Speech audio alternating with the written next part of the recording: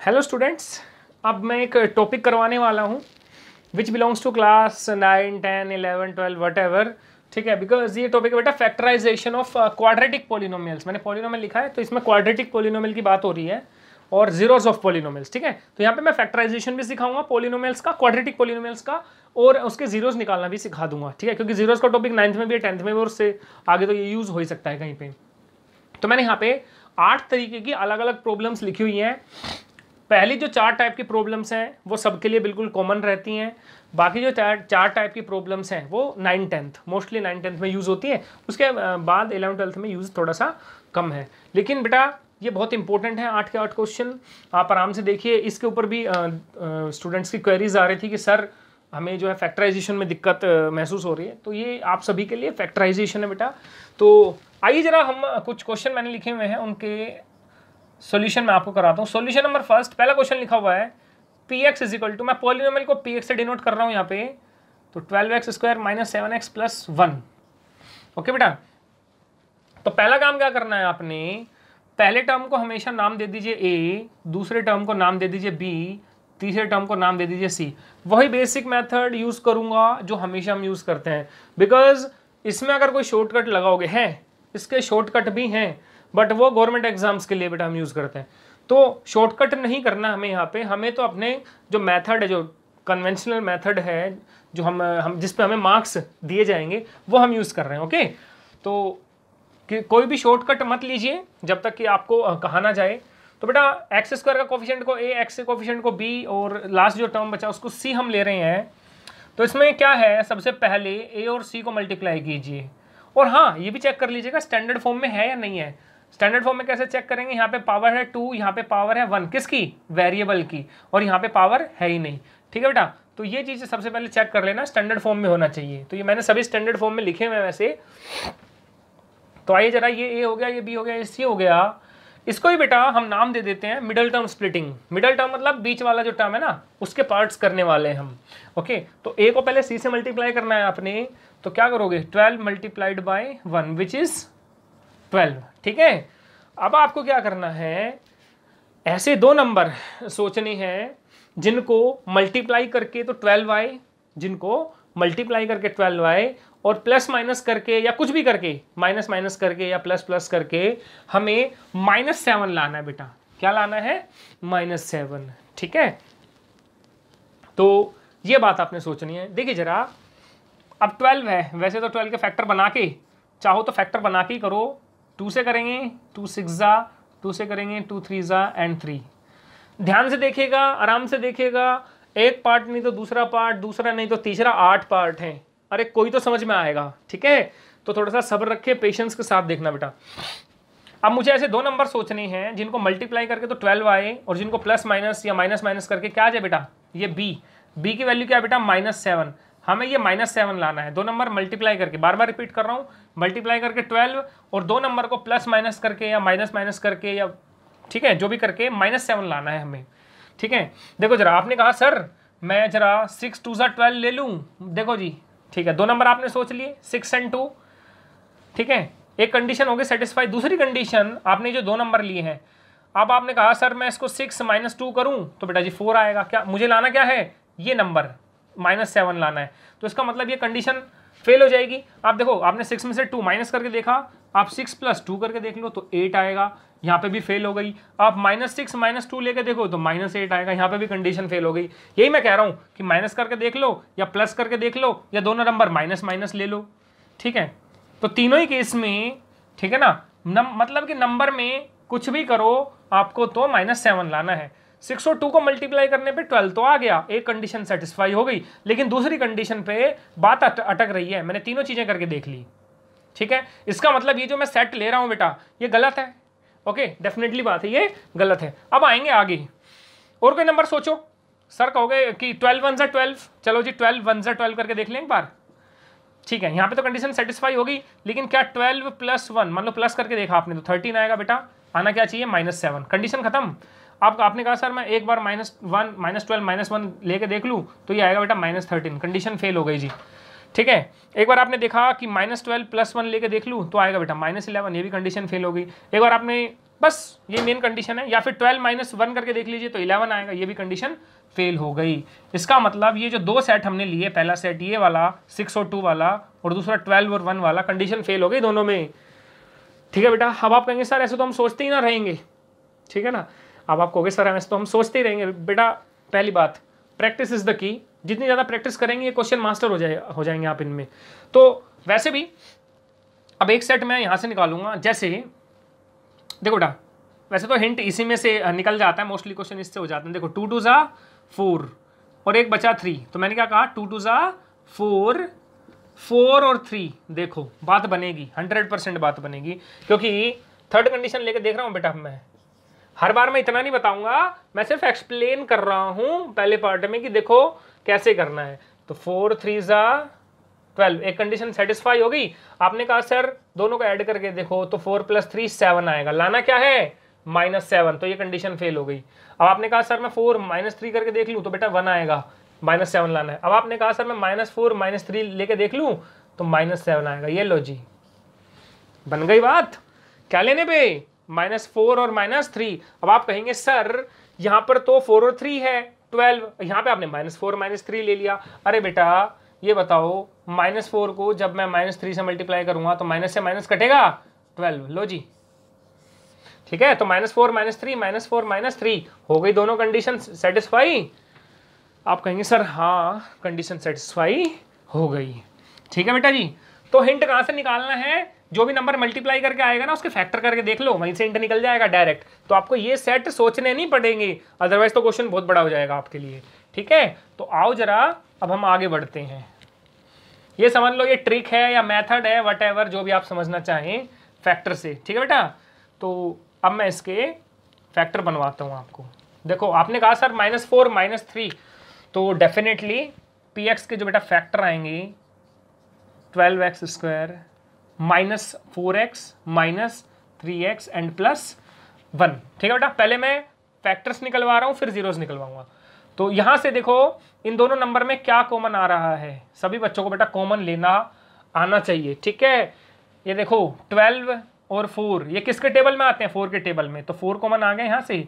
और x भी देखो यहाँ पे x² है, यहाँ पे x है, तो x कॉमन आ जाएगा। यहाँ पे बचेगा बेटा 4 3 × 12, तो यहाँ पे बचेगा 3x - 1। माइनस इन दोनों में से क्या कॉमन आ रहा है, कुछ भी कॉमन नहीं आ रहा। 1 और 3 में क्या कॉमन आएगा, ऑब्वियस सी बात है 1 ही आएगा बेटा। तो यहाँ पे बचेगा 3x - 1, देखो ना। अब आपको सर यहाँ प्लस है, यहाँ माइनस क्यों लगा दिया, माइनस माइनस प्लस, -1 को -1 से मल्टीप्लाई करोगे तो क्या आएगा +1 आने वाला है, ठीक है बेटा। सिंपल 1 लिख दो। और पहली बात, जो टर्म यहाँ पे आएगा वही टर्म सेम यहाँ पे आएगा। देखो 3x - 1 3x - 1 आ रहा है कि नहीं आ रहा। तो हमेशा ये भी थोड़ा सा मैचिंग ध्यान रखना। तो अब आप लिखेंगे बेटा इसको 3x - 1 एंड 4x - 1। 3x - 1 इसको एक ही बार लिखना है और 4x - 1 इसको एक बार लिखना है। तो ये तो बन गए बेटा जी फैक्टर्स। क्या बन गए, फैक्टर्स, ठीक है। दो फैक्टर आ गए, एक आ गया 3x - 1, एक आ गया 4x - 1, ठीक है बेटा। इसी को हम इस मेथड को हम बोलते हैं middle term splitting. Middle term splitting,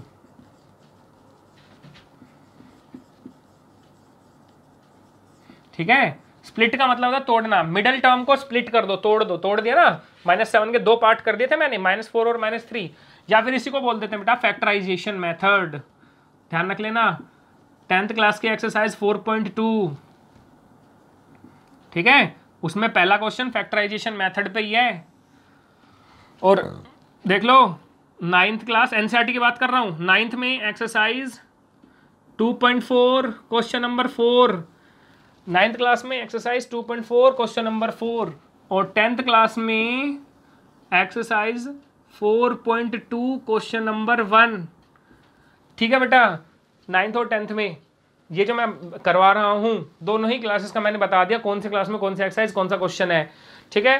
तो जब आप ये कर लोगे ना तो ये क्वेश्चन अपने आप हो जाएंगे आपके, ओके बेटा जी। तो इनडायरेक्टली हम एक्सरसाइज को भी टारगेट कर रहे हैं, लेकिन एक्सरसाइज अपने आप टारगेट हो जाती है जब आपको चीज़ें आ जाती हैं। खैर आगे बढ़े बेटा। तो 9th class 10th class factorisation method या मिडल टर्म स्प्लिटिंग, ये मेथड हम कर रहे हैं। आगे आए बेटा, मैंने कहा था जीरोस तो फैक्टराइजेशन हो गया, ये फैक्टराइज तो मैंने कर लिया, फैक्टर निकाल लिए, इस मेथड को बोलते हैं फैक्टराइजेशन। अब अगर जीरोस निकाल ली हो 4 फाइंडिंग जीरोज, जीरोज को हम रूट्स बोल देते हैं, ठीक है ना। जीरोज वर्ड 9th क्लास के एनसीईआरटी में नहीं है, रूट्स सॉरी रूट्स वर्ड नहीं है 9th क्लास के एनसीईआरटी में, जीरोज है रूट्स, ठीक है बेटा। तो जीरोज है रूट्स फाइंड आउट करने के लिए क्या करना है, एक बार तो 3x माइनस 1 को जीरो रख दो और एक बार 4x माइनस 1 को जीरो रख दो। ये 9th क्लास वाले बच्चों के लिए नहीं है, 10th वाले बच्चों के लिए, ठीक है। तो एक बार ये भी हो जाएगा, तो 3x इज इक्वल टू 1, तो x इज इक्वल टू क्या आ जाएगा बेटा 1/3। 9th वाले भी यहीं सीख लो, क्या दिक्कत है।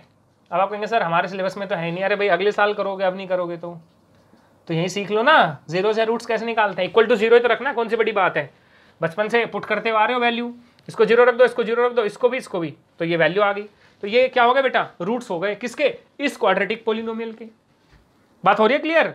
चलो आगे बढ़े, एक बार इस पार्ट को ध्यान से देख लो। आओ जी सेकंड पार्ट पे आता हूं।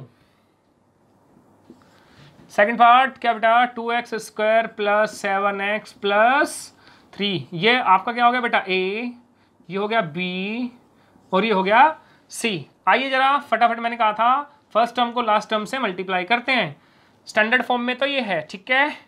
तो 2 3 ज़ा 6, ठीक है। अब फैक्टर मैं डायरेक्ट ही यहाँ पे ले रहा हूँ, देखो ना बीच वाला जो टर्म है वो 7 लाना है, देखो 6 1 जा 6 आ जाएगा और 6 + 1 क्या आएगा 7, होगी कंडीशन सेटिस्फाई कि भाई दो नंबर ऐसे सोचने हैं जिनको मल्टीप्लाई करके तो 6 ही आ जाए, यानी कि ये वाला नंबर आ जाए और प्लस माइनस है कुछ भी करके क्या आ जाए, बीच वाला टर्म आ जाए। बीच वाला टर्म क्या है बेटा +7, तो 7 भी आ गया। तो ये लो जी, दो कंडीशन सेटिस्फाई हो गई। तो मैं इसके फैक्टर क्या बनाऊंगा बेटा, 2x square plus 6x plus 1x, देखो ना 6 + 1 7 आ जाएगा। x भी लगा लेना साथ में, कभी x को भूल जाओ, और प्लस में 3। तो यहाँ से इन दोनों में से बेटा 2x कॉमन आएगा, तो x + 3 प्लस इन दोनों में से 1 कॉमन आएगा, x + 3, तो 2x + 1 एंड x + 3। तो x + 3 यहाँ पे भी, x + 3 यहाँ पे भी एक ही बार लिखना है, और 2x + 1 ये होगा जिसके फैक्टर। और जीरोस निकालना कोई बड़ी बात नहीं है, इनको जीरो के इक्वल रख देंगे, ठीक है बेटा। बात हो रही है क्लियर। चलो जी थर्ड पार्ट में क्या कहता है, 6x square plus 5x minus 6, ठीक है। ये हो गया हमारा a, ये हो गया b, ये हो गया c। हाँ एक बात और बता दूं, 8th क्लास में भी बेटा एक कॉन्सेप्ट है आपका, अगर आप 8th में जाओगे ना तो 8th क्लास में जो आपकी एक्सरसाइज 14.2 है उसका क्वेश्चन नंबर या तो 4 होगा या 5 होगा, थोड़ा सा मैच कर लेना बेटा। 8th क्लास में एनसीईआरटी में एक्सरसाइज 14.2 क्वेश्चन नंबर 4 या 5, ठीक है। तो वहाँ पे भी ये क्वेश्चन है मिडिल टर्म स्प्लिटिंग के। तो 8th 9th 10th और एंड फर्दर क्लासेस सभी कवर हो रही है इस टॉपिक के लिए।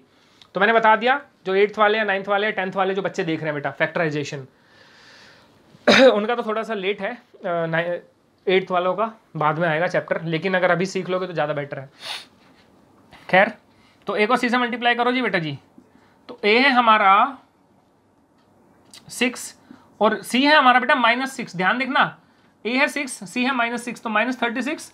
अब दो नंबर सोचने हैं जिनको मल्टीप्लाई करके तो -36 आ जाए, और प्लस माइनस करके या माइनस माइनस या प्लस प्लस कुछ भी करके क्या आ जाए बेटा, बीच वाला टर्म क्या है 5 +5 है, तो बीच वाला टर्म क्या है +5। तो देखें जरा 6 6 जा करूँगा तो आ जाएगा 36, लेकिन 6 को 6 में नहीं, 6 से बात नहीं बनेगी बेटा। तो 9 4 से 36, हाँ जी बेटा। तो 9 इंटू ऐसा करो ना, 9 इंटू -4 ले लो तो -36 आ गया, और 9 -4 तो कितना आएगा बेटा जी +5 आएगा कि नहीं आएगा। हो गई कंडीशन सेटिस्फाई, मल्टीप्लाई करके -36 आ गया और माइनस करके क्या आ गया 5 आ गया। तो कैसे लिखेंगे फैक्टर, तो 6x square plus 9x minus 5x sorry -4x and -6।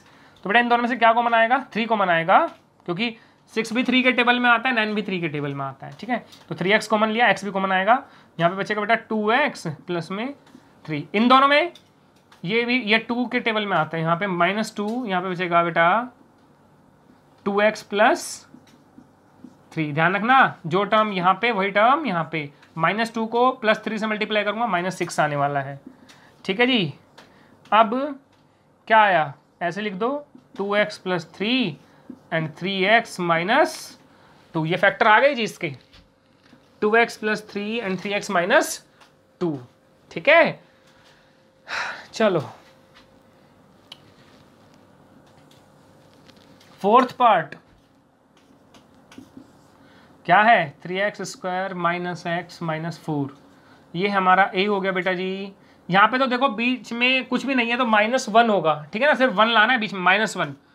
तो यहाँ पे हमारा मैं -1 लगा देता हूँ, ये हो गया बेटा हमारा b और ये हो गया हमारा c। तो a को c से मल्टीप्लाई कर लो, यानी कि 3 को -4 से मल्टीप्लाई कर लो, तो ये कितना आ जाएगा -12।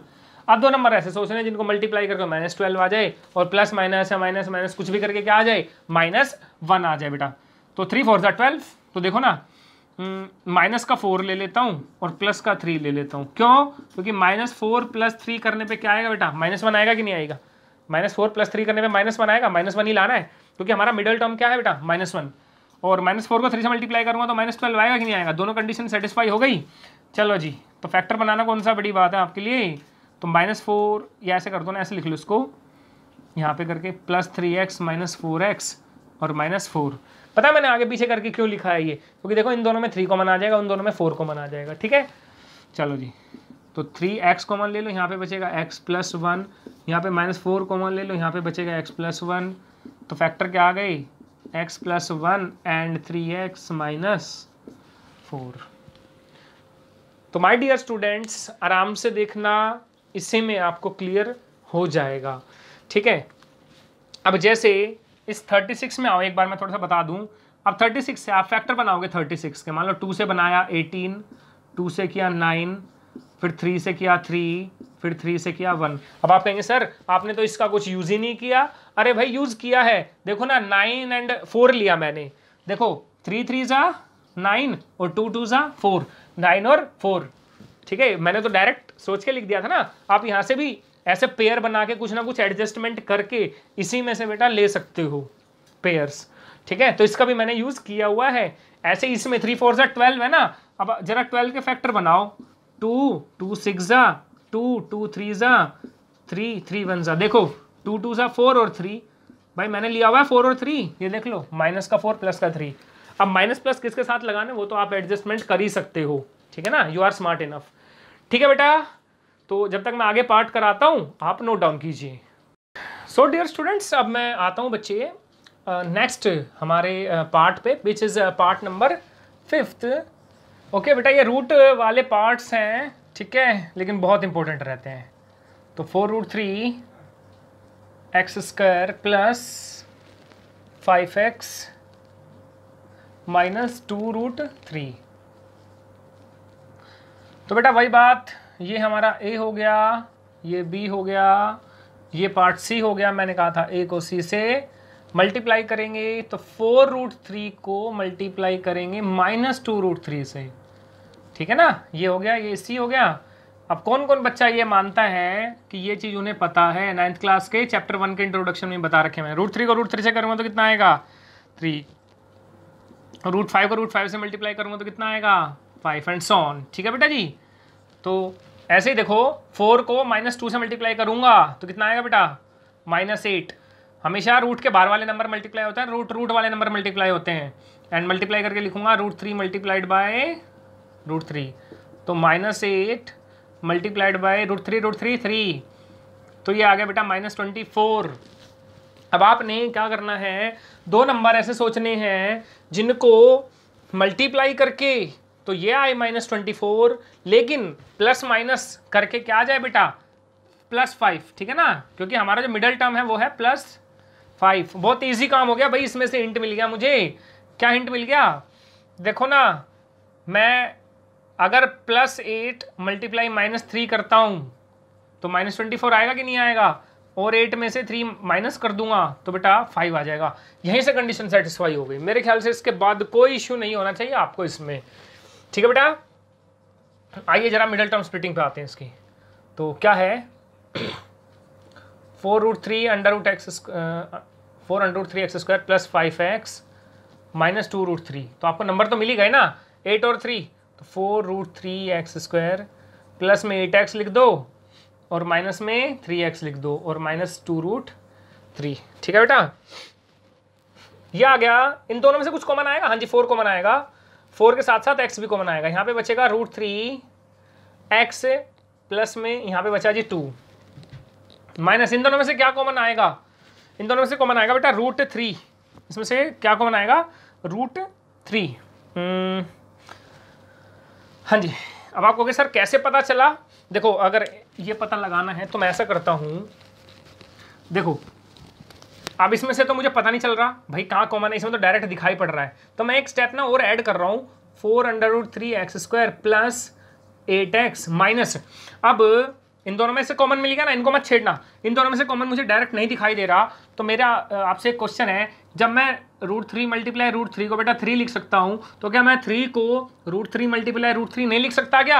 आप कहेंगे सर डेफिनेटली लिख सकते हो, तो मैंने इस 3 को बेटा लिख दिया √3 मल्टीप्लाइड बाय √3, ठीक है, और साथ में क्या है x है, और माइनस, ध्यान रखना मैंने इस 3 को लिख दिया और साथ में x लगा दिया, और -2√3 बाहर बाद में मैंने लिख दिया, बात आई समझ? तो अब आप देखेंगे, कहेंगे सर इन दोनों इसमें और इसमें क्या कॉमन आ गया, कहेंगे कि √3 यहाँ पे भी है, √3 यहाँ पे भी है, तो इन दोनों टर्म में से इसमें से और इसमें से, ये दो बेटा अलग अलग टर्म है, इनमें से क्या कॉमन आएगा √3 कॉमन आएगा। अब मेरे ख्याल से किसी भी बच्चे को प्रॉब्लम नहीं होनी चाहिए, तो यहाँ पे आगे बेटा इन दोनों में से कॉमन आएगा, क्योंकि ये 4 के टेबल में आ रहे हैं दोनों, तो 4x कॉमन आएगा, यहाँ पे बचा √3x प्लस 2, इन दोनों में से, इन दोनों टर्म में से मैंने √3 कॉमन उठा लिया, यहाँ पे बचेगा जी, तो जब मैंने इसमें से एक √3 कॉमन निकाल लिया तो एक √3 तो बचेगा ना, तो √3x और -2, माइनस क्यों, प्लस लगाएंगे बेटा, क्योंकि -√3 को +2 से मल्टीप्लाई कर रहा हूँ तो -2√3 आएगा। मेरे ख्याल से ये बात यहाँ पे क्लियर हो गई होगी सभी बच्चों को, तो 4x minus √3 and √3x plus 2, बात आई समझ में? चलिए जी बेटा आगे बढ़ें, अब हम पार्ट नंबर, इसको हटा देता हूं मैं जब तक।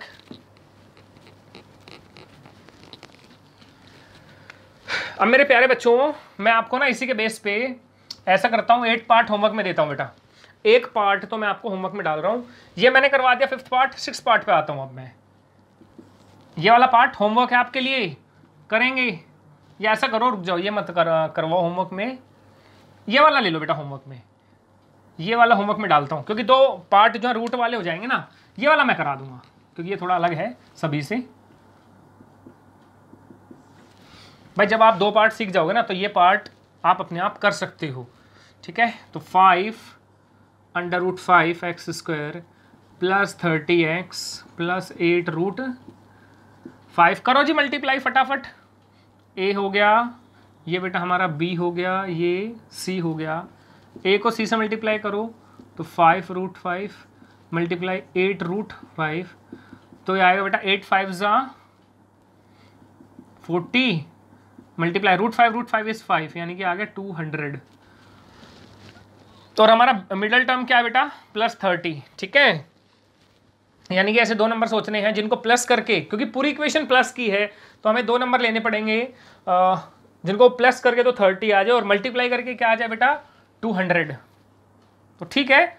30 अगर आपको वैसे बात नहीं बनती तो आप ऐसा करो 200 के फैक्टर भी बना के देख सकते हो, 200 के फैक्टर बनाओगे ना तो बात बन जाएगी बेटा, ठीक है। तो यहाँ पे मैं आपको बता देता हूँ 10 और 20, क्योंकि 10 को 20 से मल्टीप्लाई करूँगा तो कितना आएगा भाई 200, और 10 में 20 ऐड करूँगा तो कितना आएगा 30 आ जाएगा, दोनों कंडीशन सेटिस्फाई हो रही हैं, ठीक है बेटा।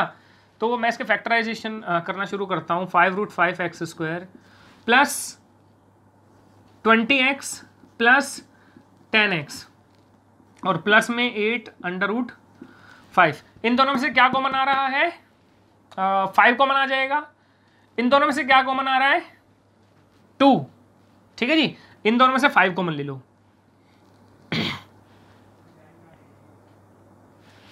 5 के अलावा भी कुछ और कॉमन आ सकता है क्या?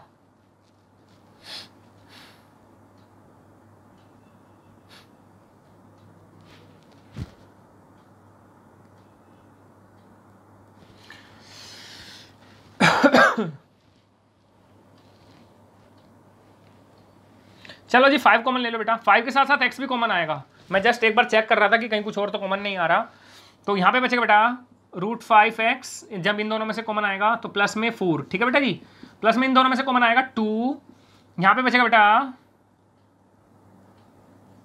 5x plus 4 root 5। हाँ जी, कुछ देखो, अब यहाँ पे कुछ और टर्म है, यहाँ पे कुछ और टर्म है, इसका मतलब पंगा है कुछ, ठीक है बेटा। मैंने डायरेक्ट कॉमन तो ले लिया लेकिन उसमें कुछ पंगा हो गया, तो इसका मतलब कुछ और भी इसमें एक्स्ट्रा है जो हमसे मिस हो गया, ठीक है बेटा जी। तो मैं ऐसा करता हूँ,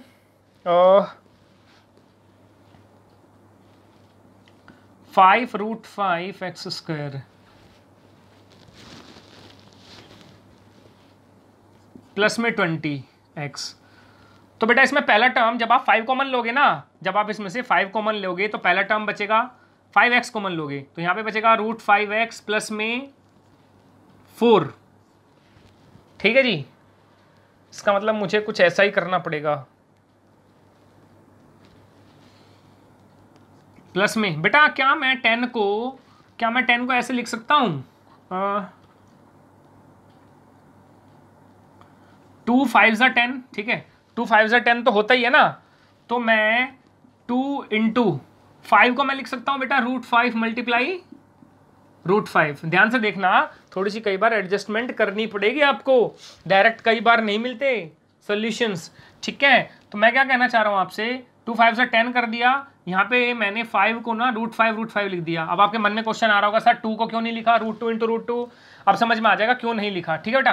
तो मैंने ना 10 को, जो ये वाला टर्म है 10 को मैं ऐसे रिप्रेजेंट कर रहा हूँ 2 मल्टीप्लाई रूट 5 मल्टीप्लाई रूट 5, ठीक है बेटा जी। तो मैंने ये वाला टर्म लिख दिया, प्लस में 8 रूट 5 को आप एज इट इज लिख दो। अब इन दोनों टर्म में से क्या कॉमन आ रहा है, क्या आ रहा है कॉमन, रूट 5 यहाँ पे भी है, रूट 5 यहाँ पे भी है, और 2 भी कॉमन आएगा साथ में। तो मैं क्या कहना चाह रहा हूँ कि भाई 2 रूट 5 क्या आएगा बेटा, कॉमन आएगा। अच्छा साथ में एक्स भी ले लेना भाई इसके साथ, ठीक है।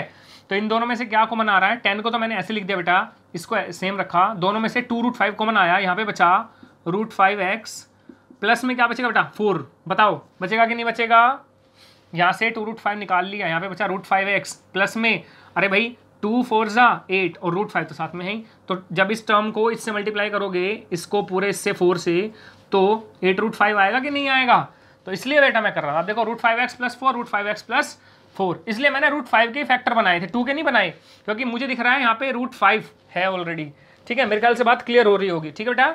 मैं कह रहा हूँ कि यहाँ पे रूट 5 है, तो मैंने यहाँ पे सिर्फ 5 को ही रूट 5 इंटू रूट 5 लिख दिया, ठीक है। तो मैंने इसको जो फैक्टर बनाए ये आए बेटा 5x plus 2 and under root 5x plus 4। ये बेटा वेरी वेरी इंपॉर्टेंट क्वेश्चन है, डबल स्टार डाल दो, ये क्वेश्चन एक्सट्रीम लेवल के क्वेश्चन है, ठीक है। कि इससे ज़्यादा एक्सट्रीम, मतलब इससे ज़्यादा टफ क्वेश्चन रूट वाले क्वेश्चंस में नहीं बनता, इसलिए मैंने इस टाइप का भी एक पार्ट पिक किया है। और जब आप ये बना लोगे ना, मेरी गारंटी ये अपने आप बनेगा, ठीक है बेटा जी।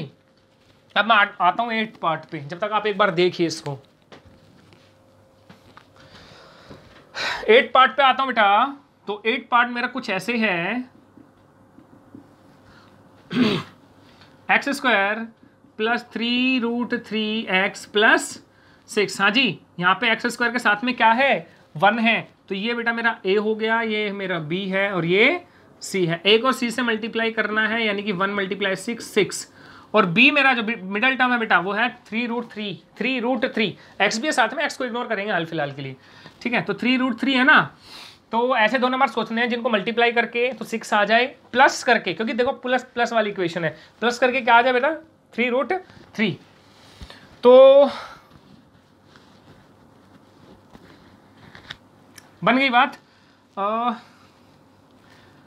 क्या कर सकते हो बेटा, 2 रूट 3 को रूट 3 से मल्टीप्लाई करो जाए जरा एक बार, तो कितना आएगा 2 मल्टीप्लाई रूट 3 मल्टीप्लाई रूट 3 क्या होता है बेटा 3, तो 3 2 3 सा 6, और 2 रूट 3 में मैं रूट 3 ऐड करूंगा तो कितना आएगा 3 रूट 3 आएगा कि नहीं आएगा। कौन बच्चा मानता है ये बात, ठीक है। जिसको ये नहीं आता ना, वो एक्सरसाइज जो मैंने 1.5 है, एक्सरसाइज 1.5 का इंट्रोडक्शन बता रखा है 9th क्लास की मैथ की प्लेलिस्ट में जाके चेक कर लेना, ठीक है। वहाँ पे मैंने रैशनलाइजिंग द डिनोमिनेटर से पहले ये सब चीज़ें बताई हुई हैं। 2 रूट 3 प्लस रूट 3 क्या होता है 3 रूट 3। ये 8th क्लास के बच्चों के लिए नहीं है, सिर्फ 9th 10th के बच्चों के लिए है, ठीक है। हालांकि 9th में भी एक्सट्रीम लेवल पे जाएगा, बहुत ही ज़्यादा ऊपर लेवल पे जाएगा तो इस टाइप के क्वेश्चन ज़्यादा पकड़ में आते हैं। लेकिन आप बेटा प्रैक्टिस कर लो, क्योंकि 10th में भी काम आता है, 9th में भी कई बार ऐसे क्वेश्चन दे देता है रूट वाले, फिर आप जो है घबरा जाते हो, होपलेस हो जाते हो। ठीक है, तो ये बेटा आ गया ये चीज़, मेरे ख्याल से बात बन गई आपकी। तो फैक्टर क्या आएंगे बेटा इसके, x square plus 2√3x plus √3x। ठीक है, तो 2√3 प्लस √3 कितना, 3√3 और प्लस में 6 है। तो बेटा जी इन दोनों में से तो सिर्फ और सिर्फ x कॉमन आ रहा है। ओके, इसमें से क्या कॉमन आ रहा है, इसमें से तो कुछ कॉमन दिख नहीं रहा मुझे।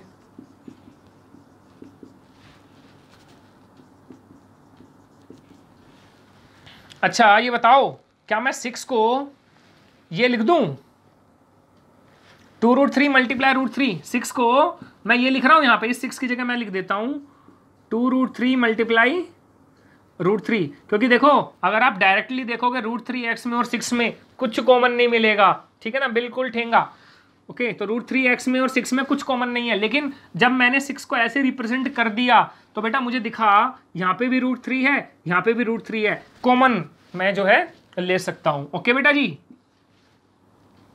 तो x कॉमन आया, तो x प्लस 2√3, इन दोनों टर्म में से क्या कॉमन मिला, इसमें से और इसमें से यही मिला ना, सिर्फ x, प्लस में इन दोनों में से √3 कॉमन आ गया, तो x प्लस 2√3। देखो जी अब आ गया मेरा x plus √3 and x plus 2√3। ठीक है बेटा, आपको एक चीज़ और बता दूं कि जैसे ये 2√3 है तो इसी के हिसाब से मैंने ना अगला टर्म एडजस्ट किया है। क्यों, क्योंकि मैंने देखा जब मैंने इन दोनों में से x कॉमन लिया तो बचा x प्लस 2√3। ठीक है, तो मैंने यहाँ पे देखा, यहाँ पे भी भाई ऐसा कुछ टर्म होना चाहिए। बेटा अगर ट्रिक के पीछे भागोगे तो इन क्वेश्चंस की वैसे कोई ट्रिक नहीं है। हाँ, कुछ क्वेश्चन लेके कोई टीचर बता दे कि ये ऐसे चलेगा वो वैसे चलेगा तो आप कंफ्यूजन में आ जाओगे। तो ऐसा मेथड करो जो आपको यूनिवर्सली काम करे, सभी क्वेश्चन के लिए काम करे। लेकिन मैं आपको फिर बता दें, तो जब ऐसे क्वेश्चन मैं पर्सनली जब मैंने इतने काफ़ी सारे क्वेश्चन बच्चों को कराता हूँ तो मैं यही देखता हूँ कि जो पहला टर्म है ना उसमें से कॉमन लेके देखो। जैसे यहाँ 2√3 है, इसका मतलब यहाँ पे भी कुछ ना कुछ टर्म्स ऐसे लाने पड़ेंगे मुझे, जैसे कि 2√3 हो गया तो मैंने 6 को ऐसे फैक्टर कर दिया। ऐसे बेटा आपने ऑब्जर्व किया होगा कि मैंने यहाँ पे 5 कॉमन लिया, 5x कॉमन लिया था यहाँ पे इस वाले टर्म में, 5x कॉमन लिया तो यहाँ पे बचा √5x। तो मेरे मन में आया जब यहाँ √5x है तो डेफिनेटली यहाँ पे भी √5x कहीं ना कहीं आना चाहिए। लेकिन √5x अब इन दोनों में से तो √5 कॉमन दिख नहीं रहा, तो मैंने ना 10 के ऐसे पेयर बना के मैं लाया, मुझे एडजस्टमेंट करके लाना पड़ा बेटा कि भाई यहाँ पे जो है √5 मुझे मिलना चाहिए। ठीक है, तो इस ऐसे क्वेश्चन की बस यही ट्रिक है, यही मेथड है। ठीक है बेटा, होप कि आपको ये सेशन फैक्टराइजेशन पे अच्छा लगा होगा। शेयर करो, कमेंट करो। ठीक है, क्वेश्चन को बार बार अगर समझ में नहीं आता किसी स्टेप पे तो आप उसको रिवाइंड करके ज़रूर देखो बेटा। ओके, होप कि सब कुछ आपको अच्छे से आ गया होगा। So till then note it down.